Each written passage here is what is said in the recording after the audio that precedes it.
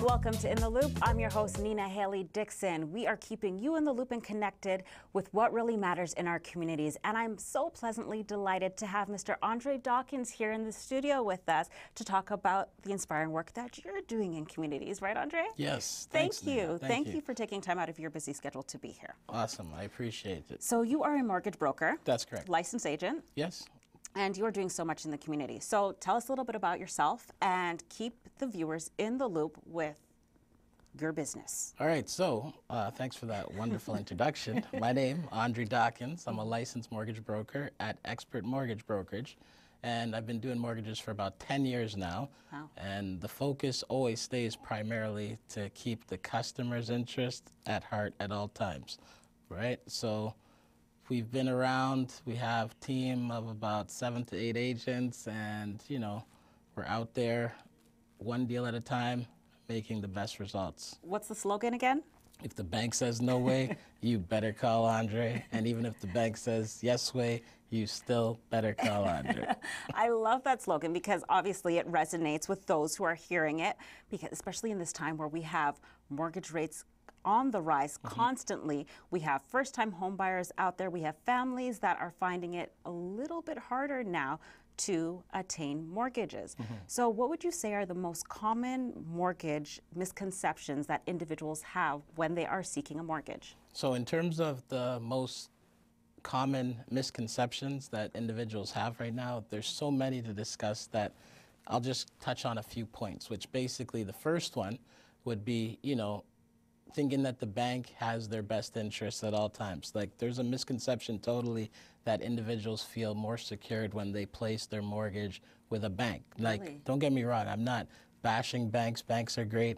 They provide good infrastructure, but there are other lenders that are just as good as banks that individuals can go to, and persons like myself, mortgage brokers, mortgage professionals, can bring you to them. A lot of them, they're called monoline lenders. There's credit unions.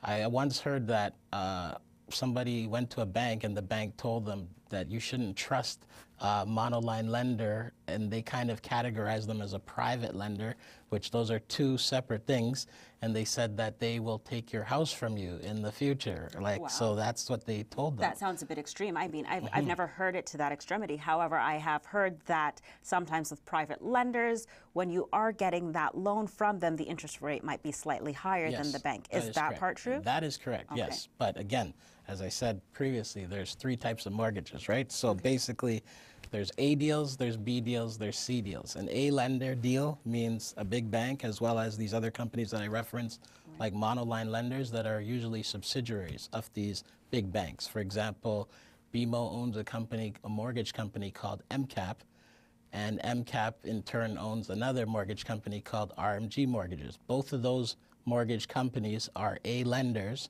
and they also operate in the B lending scope as well too. So you're wondering, what is a B lender? Yes, a B please, lender now keep me in the loop. is a subprime lender where, you know, they offer solutions for individuals who might not have A1 credit, or their income is not high enough or reported verifiable as per what they file with their taxes. So a lot of business for people, self-employed individuals, Right. they tend to have to go into the B market scope, right? So basically, you'll get a higher interest rate, and you have to pay fees associated with getting that mortgage. I see. So I see. again, there's no threat to losing your property from a B lender, nor than any that the bank would do the same. Now, private lending is something totally different where, yes, if you do not pay, the chances of them going to legal action happens a lot faster than a traditional bank or a subprime lender, correct? Okay, all right. So you know what? I'm sure that has reassured a lot of the viewers watching this now, because again, it is so common to have misconceptions about something as important as attaining a mortgage. It's one of the biggest decisions that we have to make in our entire lives, because it involves you know, our personal selves. It involves our families, possibly friends too, right? Definitely, So, yeah. I mean, it's a huge decision to make. A mortgage means till death, right? So basically that Oh, means when you it's say it something like that that, you're going to it have sounds forever. Yes, when you scary. translate the English word to Latin, that's what it really means, right? Well, see, you Till just death. kept me in the loop again. You kept the viewers in the loop. So one last thing to touch Yeah, on before please. we go on further is just interest rates. That's another big Yeah. thing. Misconception number one. Because why? Everybody thinks that they're looking at the interest rate and that's the only factor that they should determine whether it's a good mortgage decision or not, right? But that's half the battle. What else are we looking at then? You got to look at the amortization, you got to look at the terms and the conditions of the mortgage and make sure that it's working with your future game plan, right? And the amortization is the duration of time that we're paying Correct. the mortgage, How right? long it'll take to pay it off, right? So for all your unique needs or whatever you need to know and the questions you have to ask, you can definitely plug in to Call Andre and we'll assert it for you. Andre, how do you help families and individuals in need to find their dream home when it comes to attaining a mortgage? Awesome. So how I do that basically is I have a team of network professionals that I work with, from the realtor to your lawyer to home inspectors to appraisers, the whole 9 yards, right? Now, a lot of times people will go to a realtor first thinking that they want to buy a property, and in turn the realtor will say to them, have you talked to your bank? Have you talked to a mortgage broker? And if not, then they will relay them to whomever they work with, right? So my advice for any listeners out there, viewers, is that you should definitely talk to your bank first or talk to a licensed mortgage professional.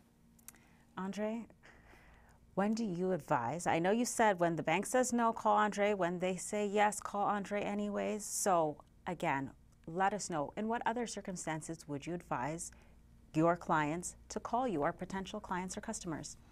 Basically, I would tell you to call me for anything that comes up that has anything to do with your mortgage financing at all, whatever the question may be.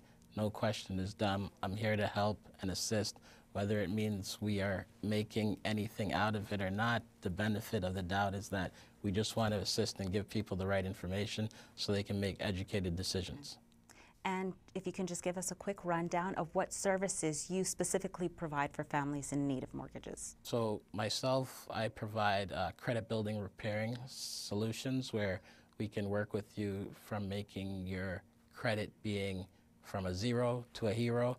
It takes time. I mean, a lot of times if you have bad debts and they need to be paid, that's something that we have to work out a game plan of how we can do that. Yeah. But my unique situation that I market is saying customizable mortgage solutions, right? There's no one answer steady to just say, this is what we need to do. We have to look at the full picture and look at where we're trying to go for the final destination, and then from there, develop a roadmap so we can do that for you, right? And that's highly impactful, because I'm sure there are so many individuals out there thinking to themselves, hey, they might have bad credit and they would like to, of course, build upon that. And it's awesome to hear that you actually offer those services to help with the credit repair as well. Definitely. Andre, please keep the viewers in the loop and let them know how, of course, we can remain connected with you. If we'd like to call Andre, how do we do that? So if you'd like to call me, you can easily go to my website, www.callandre.com, or you can find me on Facebook, search for my name, Andre Dawkins, or you can go on to my Call Andre business page, which is www.facebook.com/callandre and the number 1, right? That's awesome. I'm already connected and in the loop with you, and I see the amazing things that you're doing, especially with giving back to the community through the Sick Kids Foundation and many other prestigious organizations as well. Yes, definitely. Andre, thank you so much for coming today. Appreciate Thank it. you Thanks for having keeping me. us in the loop. Thank you, my dear. Appreciate it. Now it's time for a short break, and after these short messages, we'll be back with Mr. Carl Hutchinson and Aaron Manswell.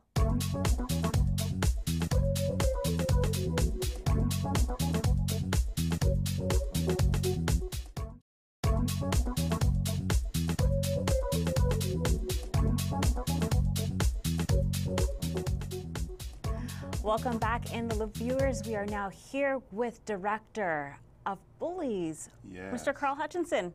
Thank you. Thank you so much for being here. You're welcome. Now, not too long ago, I was actually afforded the opportunity to come out to one of your productions, Right. which was called Bullies Part 2. That's right. Business as usual. Business as usual. So before we get into that, tell us a little bit about yourself as a director and how you got started in the business. Well, I've been doing this for about 20 years or so. I'm aging myself by saying so. But the intent was to try and do programming that would include young people who have a talent and want to be able to express their talent. And what I also wanted to do is deal with some of the issues that some of our young people are dealing with on a daily basis. So it was an opportunity to deal with issues, address them from a stage perspective, all right, use my musical talents. I also like to be able to write music and write scripting. So I wanted to be able to use those talents and at the same time engage our young people. Wow, and engaging you sure did. Now, within this play, there was a cast of young people who actually Right. took on the roles of adults in the corporate world. And the topic that they discussed was bullying. Right. So tell us about what inspired you to choose the cast, of course, of young children between the ages of 9 to 12 to play the roles of adults. Well, the thing is, a lot of people believe that bullying starts with as a child. You know, children develop these innate behaviors, and then before you know it, they're bullying somebody else. And I wanted us to realize that bullying really starts from the parents, and that children actually watch their parents and mimic behaviors, learned behaviors. They don't just come out of the womb already understanding or feeling that they should be a bully. Right. These are behaviors that they learn over time. Okay. So I wanted the parents and I wanted adults to look at it from that perspective and realize that this bullying behavior did not come from the child, but it's passed down to the children from parents' behaviors and how we react at work. So it's interesting that you say that because, again, I think there are so many adults, and you hear it more and more every day, especially in the news. We're hearing about workplace bullying Yes. and the fact that it's happening in organizations where we would never even imagine. It's happening in, of course, institutionalized areas. Law enforcement amongst each other. We're hearing it in the hospitals, in the schools at a higher level between teachers, educators Yes, that are supposed to be, again, teaching our children. And you wonder where the behavior comes from when we see it in our youth today, Well, right? For years, we've been led to believe that in order for me to be a leader, I have to show this authoritative figure, and I have to lead from a position of strength, a position of power. And we understand that this position of power, from our perspective, is displayed when we speak strongly or when we speak firmly or when we speak harshly to others. And that's not necessarily so. As a matter of fact, you lose respect when you continue to deal with people from that perspective. That authoritative Type of approach, you know, believing that in order for you to get something done, you have to show this very strict and very aggressive behavior. It's interesting, and I'm going to say that even me attending the play at this particular time, it couldn't have come at a better time in my life because I actually experienced bullying from an adult for the first time. And honestly, it was a debilitating experience for me because I, of course, wasn't used to it. I mean, everybody has experienced some sort of bullying on the playground when they're younger, but as you grow up and you get into the professional world, you think to yourself, this stuff is not going to happen anymore. And boy, was I shocked. Well, the thing is, we think that it always happens only in those unique situations. But on a daily basis, there's some form of bullying that's taking place, but we let it go by simply because of the fact that we say, well, it's part of the business. This person is just taking charge, or this person is doing their job, as we saw in this play last week. Really, we excuse the behavior simply because we embrace certain things because we want to get ahead. We allow certain behaviors by certain positions simply because of the fact that we know that they have a tough job or they have a difficult decisions to make on a daily basis. So we allow certain behaviors and we encourage it over time. Wow. So I guess it's safe to say that you chose the topic of bullying because it's something that we're experiencing in our everyday lives, not just as youth, but as adults too. Right, and you know, it's a while back that my sister actually asked me to deal with the subject, she being a principal. She asked me to address it because it was something that she was dealing with in her schools as well. And we addressed it at that time from a child's perspective. child in the playground, children at school doing their regular things. And then I thought this year, something, let's take a different look at it. Right. Let's look at it from adults' perspective, and let's see if there's actually some bullying that takes place. And did a little bit of reading to find out a little bit more about really what takes place. And we learned that bullying is something that really starts as an adult, or I should say adults actually start this whole cycle of bullying. That's interesting. Carl, what did you want your audience to take away from this production? Well, I want them to be really careful about their behaviors. I want them to learn the fact that there's simple things, subtle things that we do on a daily basis that communicate the message that I am in charge, I am in control. And there's nothing wrong with being in control. I don't want people, the viewers, to get this wrong. There's nothing wrong with being in control.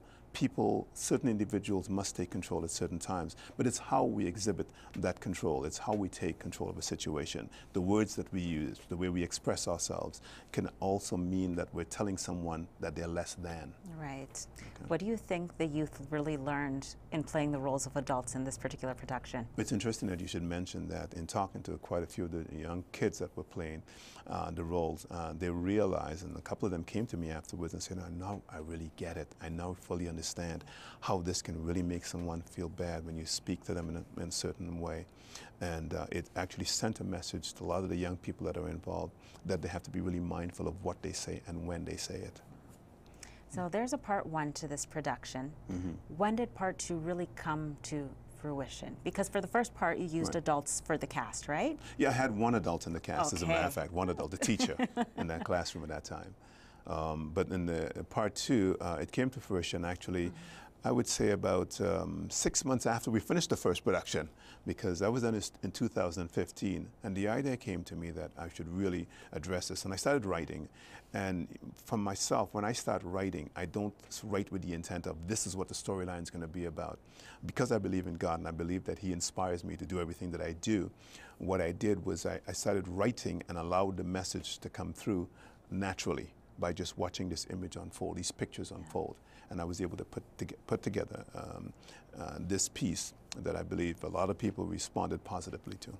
Absolutely. It was very impactful. And I would say for me, the timing couldn't have been better, because out of the play, and I'm not just saying that because you're my guest, I'm being very honest, I admired the message. It really resonated with me, and I felt empowered after I came out of it. And I said, you know what, I'm going to take my power back. I can't allow people to bully me. We were all put on this earth for a purpose, right? And that's to uplift others. And you just mentioned a very important thing, taking that power back. Sometimes taking that power back, it does not necessarily mean confronting that individual. It just means not allowing them to exhibit that control over you. Simply as that. That's a brilliant message. Carl, what advice would you give to a young person or even adult that's experiencing bullying right now, this present day? Right, there are different ways they can address it. One, if they feel somewhat intimidated by that individual, they can take it to someone else. There are counselors, especially in schools. There are counselors that they can speak to, who they can speak to, and who can provide them with suggestions, advice. If this person is an underage person, you can speak to your parent and make sure that you communicate to someone that this bullying is taking place. Or even if you feel intimidated, you may not understand it as being bullying, but you can really feel intimidated or feel uncomfortable in that space and in that time. Incredible. Will we see a part 3? You know, it's quite interesting that you should mention that, because so many kids have been coming up to me and asking me, can I be in part 3? Can I be in part 3? I think based on the pressure that I'm feeling right now, it might be a part 3. Once I speak with my partner, Aaron, who writes a lot of the music for it, we'll be able to find out for sure if we can do that. Carl, how will we be able to keep in the loop with you? How will the audience members remain connected? TKJProductions.com. If they just go to that website, they'll find a lot of information. We also have we're on Facebook. If they just follow TKJProductions.com, they'll get a lot of information as far as when the next production is coming up. A lot of different issues being addressed, and so we'll be addressing it. One thing about TKJ Productions, we will always give you content that is realistic, content that is practical, something that you can use on a daily basis, and we'll also give you the entertainment level that is very high. Thank you. We appreciate that so much, Carl. Thank you so much for keeping us in the loop. And I look forward to the next production. We'll be there. We'll be there. Now it's time for a short break, and after these messages, we'll be back with more from Mr. Aaron Manswell.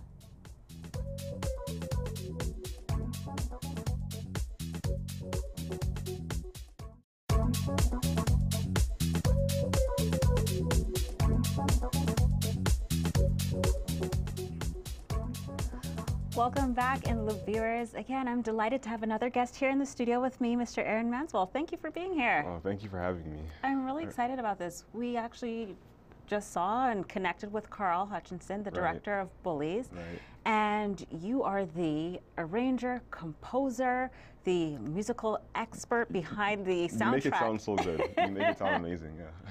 It was, though. For anyone that was there, the music, the vocals really, really resonated with me and, of course, the other audience members, because the lyrics were compelling and it just made sense to the message that was being sent out. So tell us about how you got involved with the production. Well, first and foremost, the person who wrote the production is actually my uncle. And so I grew up always around his shows. And he's been doing it for a while. Yeah. And so I know that he likes to always have original music. That's his main mantra. He says, you know, that's what separates him from a lot of other playwrights.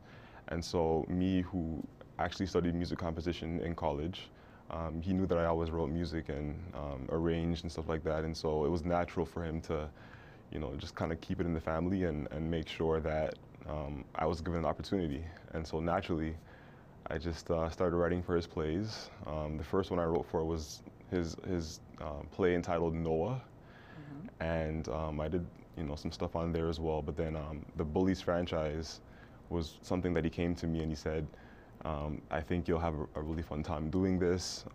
You work with kids as well, because I'm actually a school teacher. Interesting. As well, and so he said, yeah, you know, this will be right down your alley, and I said, yeah, you know, sure, let's do it. And that's all it came about. That's incredible. And what subject, I have to ask? I teach band. That is very Music, cool. yeah. I love how you see the arc that's being created here, right? So not only is it inspiring that your uncle is the playwright behind these productions, he's now mentoring you to follow in his footsteps. We'll see about that. Tell us about some of the music composed and arranged on the Bully soundtrack. Well, I'd like to talk first about how these songs kind of came about. Please, keep us in the loop. Well, so what happens when my uncle calls me about these plays and stuff like that, he doesn't give me a lot of time. Okay. He never gives me enough time. And so I'm like, Uncle Carl, I'm not really sure if I can do, you know, this amount of songs in a month or two or whatnot. But then he goes, no, you can do it, you can do it. So I'm always, you know, walking around with my phone, and I have voice notes on my phone. So I'll just be like walking in the mall or something, and then I hear a melody, and then I'll record it or record myself singing it. And then when I get home, I'll play the piano and see if I can, you know, put some chords to it and whatnot. And I have like maybe 100 and 200 voice notes on my phone that I can just pull from. And so whenever he needs a production, I just kind of choose maybe the 6 or 7 best ones that I like, and then just kind of build on that. So those songs on the Bully soundtrack were more so the voice notes that came from me just walking around or just riding in the car, or and they all have lyrics to do with the play. So. Yeah. And that's what I really liked about it, especially some of the songs that stood out to me the most were New Girl. Anyone can relate to that. There's always somebody new on the block, in the office, in the school, right? And sometimes that's where we start to experience bullying behaviors, right? And what helped with that as well is the fact that when you read through the script, a lot of just the situations that he created, it was easy to write songs with that. And so I think everyone sometime in their life has experienced bullying, and so it was just natural just to put those lyrics to it, yeah. Wow. So. Tell us about the vocalist that you decided to choose for the soundtrack itself, because from my understanding, there's one adult on the soundtrack, and the rest are youth between the ages of 9 to 12. Right. So why did you choose youth for your vocalist? Well, the actors in the play were children, and there was one teacher. And so a lot of the songs that were slotted in the script were for the children. And luckily, the children are some great singers. They love music naturally, and it was something that, yeah, again, it was natural. And the teacher herself, I'm not sure if you heard the song with the teacher, but she's somebody who I've seen around, you know, Toronto and singing at different events and whatnot. And I had never spoken to her up until that point. And then all of a sudden during this production, my uncle tells me, yeah, you know, her name's Kathleen Ebanks, by the way. He's like, yeah, she's a part of this play. And I was like, Kathleen, oh my goodness, she's an amazing singer. Yeah, and I was elated to just be able to work with her and whatnot. And, you know, when we worked together, it was like magic, so. That's incredible. The soundtrack did very well. I mean, already, I remember when I was at the actual production, Okay. my mother received a copy of the CD, Right. and then I went onto SoundCloud and listened to your soundtrack, and I shared it with a friend, and she's been sharing it all over already. So wow, I'm telling wow. you, you're gonna get some really good feedback from there. Thank you, yeah. What message do you want your listeners to take from the soundtrack, Bullies? Well, there's actually a song, I think it's track number 6. It's called Make a Change. Yes. And that song to me is the one that I think I connected with the most, not only from a musical standpoint, but from the lyrics. And I mean, the chorus goes, rise up, you have a say, silence is not the way, violence shall not prevail, control the situation, for this will make a change. And I think it's mainly because a lot of us think that, you know, single-handedly we can't make a change. And as long as we decide to, again, rise up and say something about a situation, you can't just suffer in silence, Yeah. because that will begin a whole bunch of other things that you can't control. It'll spiral into something else. And I'm Exactly. glad you mentioned track number 6, because that was another one of my favorites as well. Okay. Again, because we have and we experienced, I'm sure so many of the viewers especially know, people that are suffering in silence because they think Exactly. that certain behaviors, especially bullying, Right. is acceptable. And as your uncle stated before, we give individuals a pass because we look at them as authoritative figures and we're like, Right. okay, we got to respect the position of authority. However, there are certain ways and appropriate ways Mm-hmm. in which we can articulate ourselves in order to get a job done or to just communicate with someone, right? Yeah, no, you're dead on. And I really hope that when people listen to that or this CD, that's the main message that comes across from it, because it's something that I really think the world needs to hear. It's not just you. It's once you do it once, it can affect a whole bunch of other people. Absolutely. Yeah. Are there any projects that you're working on in the near future that we can look out for? Well, yeah, there's always projects. I'm always working on different instrumentals. I'm always writing songs. I like to write gospel music. I like to write R&B music. Right now I'm working on a particular tape featuring some of the songs that you might listen to on the radio, but with my instrumentals on it. So kind of so for instance, saying, okay, I like this instrumental, but if it was done this way, you know, then that's what the tape is about, pretty much. I'm very excited to hear about this, and I'm sure the viewers are too. Yeah, I hope you keep I us in hope- the loop with that. Oh, I mean, let me know. Let me know. Aaron, how can we remain connected with you and keep in the loop with the work that you're doing? I understand you have a SoundCloud page. Yes, yes. Where else can we find you? You can find, soundcloud.com/Aaron Manswell. And you can also find me on Instagram. My handle is Aaron Manswell as well. Twitter, same thing, Aaron Manswell. Facebook, Aaron Manswell. You can also add me on Snapchat. You know, everywhere on social media is the same handle. Okay, So, so I'll make sure I keep in the loop with that because we don't have each other on Instagram yet. Yeah, I do. Okay, will do. Aaron, thank you so much for being here. Thank you for having me. We wish you the best of luck in your future endeavors. And again, we appreciate you and value you for keeping our community connected and in the loop. Thank you for having me again. In the Loop viewers, thank you so much for tuning in again. Thank you to our amazing guests. Thank you to the viewers for keeping us connected and always in the loop with what they're doing and how they're impacting our communities in positive ways. Make sure you log on to www.keepintheloop.com so that you can remain connected with what we're doing. And of course, we hope to see you here next. Until next time.